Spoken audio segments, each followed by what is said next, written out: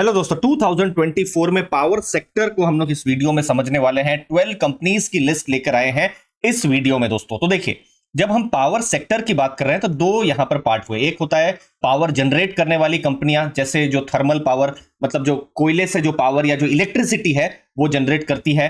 फिर green energy, आजकल renewable से भी पावर जनरेशन हो रहा है, जैसे पानी से हो रहा है, या फिर ग्रीन एनर्जी जो सोलर है वहां से हो रहा है। फिर जो दूसरे सोर्स हैं जैसे न्यूक्लियर हो गया। फिर पावर सेक्टर का ग्रोथ करने के लिए इनेबलर्स चाहिए, जैसे पावर फाइनेंस करने वाली कंपनियां। जब सोच लीजिए बड़ा थर्मल प्लांट या ग्रीन एनर्जी का कुछ प्लांट बनाना है तो उसके लिए फाइनेंस करने के लिए भी तो चाहिए कुछ कंपनी, तो वो हो गया। पावर ट्रांसमिशन डिस्ट्रीब्यूशन की कंपनी हो गई। फिर इतने सारे इक्विपमेंट मैन्युफैक्चरिंग करने के लिए भी जो इंफ्रा प्रोवाइड करने वाली कंपनियां। तो ये ओवरऑल ये इकोसिस्टम पावर सेक्टर का हो रहा है दोस्तों। अब देखिए, थोड़ा ध्यान से समझिएगा। अभी आप देखेंगे मार्च 2024 में हमारे देश में, ठीक है, 442 गीगावाट ये हम लोगों की इंस्टॉल्ड कैपेसिटी है। इसको हम 817 गीगावाट तक ले जाने के प्लान में है। कब तक? 2030 तक। तो अगले 6 साल में बहुत एक्टिविटी यहां होने वाली है। आप ऐसा ही सोच लीजिए कि इतने सालों में हमारे देश में, हमारा जो भारत देश है, 442 गीगावाट इंस्टॉल किया है, और आने वाले 6 साल में दोस्तों लगभग 375 गीगावाट हम लोग और ऐड करने वाले हैं। तो सोचिए कितना ज्यादा एक्टिविटी होने वाला है। फिर एक्टिविटी यहां पर कोयले में होगा, जैसे थर्मल पावर प्लांट है वहां पर होगा 243 से 267 गीगावाट। लेकिन जो मेन एक्शन होने वाला है वो होने वाला है हाइड्रो पावर में, और रिन्यूएबल, मतलब सोच लीजिए जो सोलर पावर है वहां पर होने वाला है। देखिए 191 गीगावाट से 506 गीगावाट। तो एक चीज ध्यान में रखिए कि ऐसा नहीं है कि रिन्यूएबल आएगा तो कोयला कम हो जाएगा। कोयला भी ग्रो करेगा, हो सकता है थोड़ा स्लो ग्रो करे, लेकिन रिन्यूएबल थोड़ा ज्यादा ग्रो करने वाला है दोस्तों। और 2030 तक ये 50% हम लोग का नॉन फॉसिल फ्यूल से हम लोगों की जो कैपेसिटी है वो इंक्रीज होने वाली है।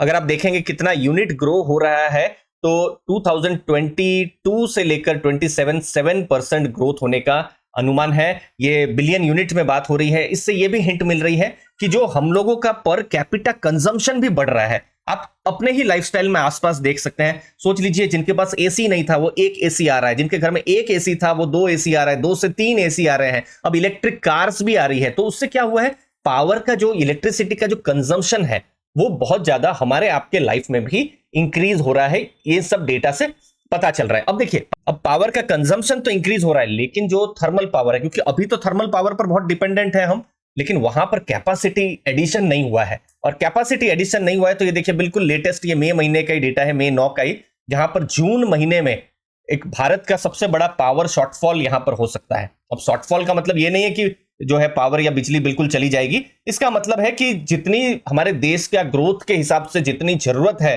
पावर की, उतना शायद हम लोग नहीं बना पाएंगे। अब इसका क्या मतलब है कि ठीक है, अभी टेम्पररी तो तकलीफ होगी ही, लेकिन फ्यूचर में रिन्यूएबल पावर आएगा और थर्मल पावर में भी कैपेसिटी धीरे धीरे इंक्रीज होगी, तो बड़े ग्रोथ का यहां एक्सपेक्टेशन रह सकता है दोस्तों। अब कौन से जो प्लेयर्स हैं वो किन किन जगह पर हैं, जैसे renewable, power storage, transmission, power finance, thermal और वायर केबल्स। तो अब हम नाम पर जाते हैं। टोटल 12 नाम को हम लोग इस वीडियो में डिस्कस करते हैं जो पावर सेक्टर से जुड़ी हुई कंपनियां हैं। उससे पहले एक इंपॉर्टेंट इंफॉर्मेशन, हमारा वाइब्रेंट ग्रुप है, टेलीग्राम ग्रुप, 4400 से बड़ी की कम्युनिटी है। हमने डिस्क्रिप्शन बॉक्स में लिंक को दिया हुआ है, टेलीग्राम की जो लिंक है उसमें आप ज्वाइन कर सकते हैं। आप अपना नॉलेज यहां पर बढ़ा सकते हैं, क्योंकि यहां पर क्या आता है, business analysis, passive income, latest mutual fund के पोर्टफोलियो, म्यूचुअल फंड की एनालिसिस और पर्सनल फाइनेंस कि आपके जो भविष्य के गोल है, जो रिटायरमेंट हो सकता है या कार खरीदना या घर खरीदना, कैसे आप पूरा कर सकते हैं, उससे रिलेटेड प्योर कंटेंट यहां पर आते रहते हैं। हमारे टेलीग्राम ग्रुप में आप ज्वाइन कर सकते हैं, डिस्क्रिप्शन बॉक्स में आप लिंक को चेक कर सकते हैं दोस्तों। तो जो पहला नाम हमारे आपके सामने आ रहा है वो है एनटीपीसी। देखिए पूरे भारत का आप मान सकते हैं लगभग 1/4, लगभग 25% इलेक्ट्रिसिटी जनरेशन करती है एनटीपीसी, और इंस्टॉल्ड कैपेसिटी 17% है। तो भारत के लिए, गवर्नमेंट के लिए ये एक स्ट्रेटेजिक कंपनी है एनटीपीसी। और भविष्य में ग्रीन एनर्जी जो कि मेगा थीम है उस पर भी एग्रेसिव आ रही है। तो थर्मल पावर जनरेशन के साथ साथ में रिन्यूएबल पावर जनरेशन जो कि 60 गीगावाट उनका टारगेट है 2032 तक दोस्तों। तो पहला नाम एनटीपीसी। दूसरा नाम कोल इंडिया। कोल पर हमने कुछ डेटा देखे और उन डेटा से हमको पता चला कि रिन्यूएबल बढ़ेगा तो इसका मतलब ये नहीं है कि कोल या कोयला नीचे जाएगा, कोयला भी अपने हिसाब से बढ़ेगा। और दोस्तों ये है पीक डिमांड, और पीक डिमांड जैसे पिछले साल और इस साल के कुछ महीनों का डेटा जिससे पता चल रहा है कि कोयले की डिमांड बढ़ रही है। आप कोल इंडिया के रिसेंट में अभी नतीजे आए थे, उससे पता चल रहा है कि उनका प्रोडक्शन साल दर साल इंक्रीज हो रहा है, ऑफटेक उनका इंक्रीज हो रहा है। तो कोल इंडिया या जो कोल है उनकी जरूरत है। इनफैक्ट अब तो कोयले पर इतना ज्यादा खर्चा नहीं किया गया, तो इसके लिए कुछ ऐसा डेटा हमको देखने को मिल रहा है जो हमने थोड़ी देर पहले देखा। पावर शॉर्टफॉल क्यों हो रहा है? क्योंकि कोल पर बड़ा जो खर्चा है, या कोल के जो थर्मल पर बहुत खर्चा नहीं हुआ था पहले, बहुत ईएसजी के कंसर्न्स बताए जाते थे, लेकिन उससे क्या हुआ है कि उल्टा शॉर्टफॉल हो गया है। तो कोल इंडिया दूसरा नाम।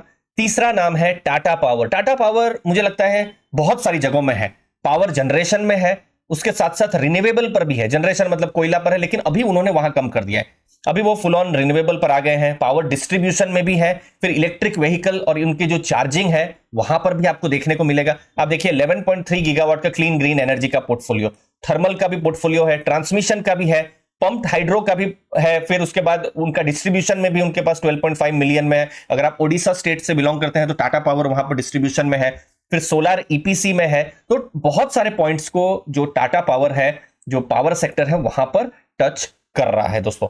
अगला नाम है जेएसडब्ल्यू एनर्जी। उनका आप अगर देखेंगे 9.3 गीगावाट का पोर्टफोलियो है, वो विंड में भी है, सोलार में भी है और हाइड्रो में भी है।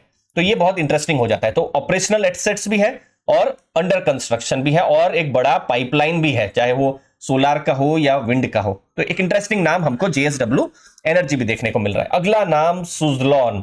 यहां पर देखेंगे 20.5 गीगावाट का उनका कैपेसिटी है, और भारत में उनका 32% का उनका शेयर देखने को मिलेगा। और ये जो भारत का अगर टोटल पोर्टफोलियो देखेंगे, वो जो 20.5 गीगावाट है उसमें 14.5 गीगावाट का सुजलॉन के पास है। और सुजलॉन देखिए विंड एनर्जी में नाम है, ओके, ये ध्यान में रखना है, विंड एनर्जी में है। तो ये जो भारत जो आप ग्रीन कलर देख रहे हैं स्क्रीन में, ये सब जो स्टेट्स हैं थोड़ा विंड एनर्जी में उनका वो थोड़ा विंडी स्टेट्स आप जैसा हो सकता है, मान सकते हैं।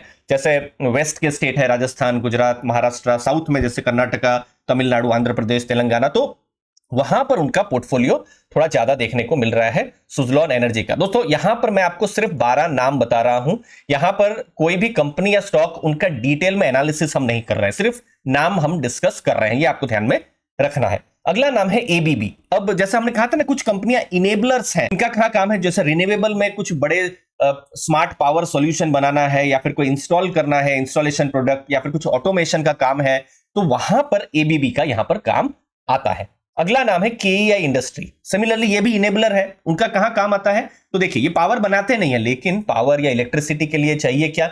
बड़े केबल्स, वायर्स चाहिए, क्योंकि ट्रांसमिशन करना है, डिस्ट्रीब्यूशन करना है। तो केईआई इंडस्ट्री अगला नाम है। अगला नाम है केईसी इंडस्ट्रीज। तो वो पावर सेक्टर में अगेन उनका भी आप रोल देखेंगे, ट्रांसमिशन डिस्ट्रीब्यूशन में है, और साथ साथ में रेलवे, फिर ईपीसी, फिर सोलार में भी उनका बिजनेस जो है हमको देखने को मिल रहा है। तो ये सब कुछ कंपनियां आई जो कि हमको इनेबलर के हिसाब से देखने को मिल रही है। अब क्या नाम आया? PFC, power finance. वो कहां आएगा?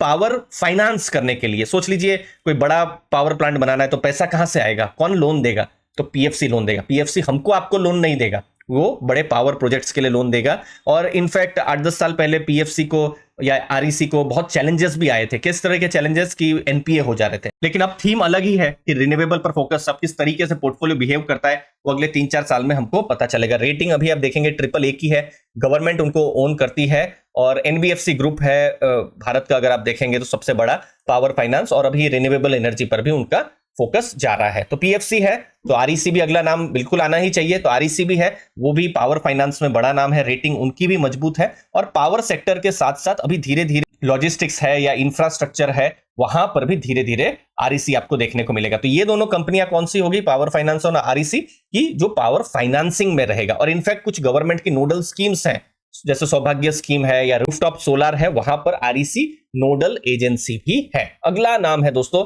Power grid. अपने में बड़ा नाम है पावर ग्रिड। सीपीएससी है, पैन इंडिया ट्रांसमिशन नेटवर्क है उनका पावर ग्रिड का अगर हम बात करेंगे तो, और उनका जो रेटिंग है वो भी हमको सबसे स्ट्रांग देखने को मिल रहा है। ये एक पीएसयू और लार्ज कैप कंपनी आप मान सकते हैं। अगला नाम है एनएचपीसी। एनएचपीसी नाम में ही है, तो उनका हाइड्रो प्रोजेक्ट्स पर उनका बहुत ज्यादा काम रहता है, और हाइड्रो प्रोजेक्ट्स में उनके लॉन्ग टर्म के पावर के जो एग्रीमेंट्स हैं वो होते हैं और 9.3 गीगावाट की कैपेसिटी को कंस्ट्रक्ट कर रहे हैं। हम आने वाले टाइम में कुछ कंपनियों पर डिटेल एनालिसिस और वीडियो भी बना देंगे दोस्तों।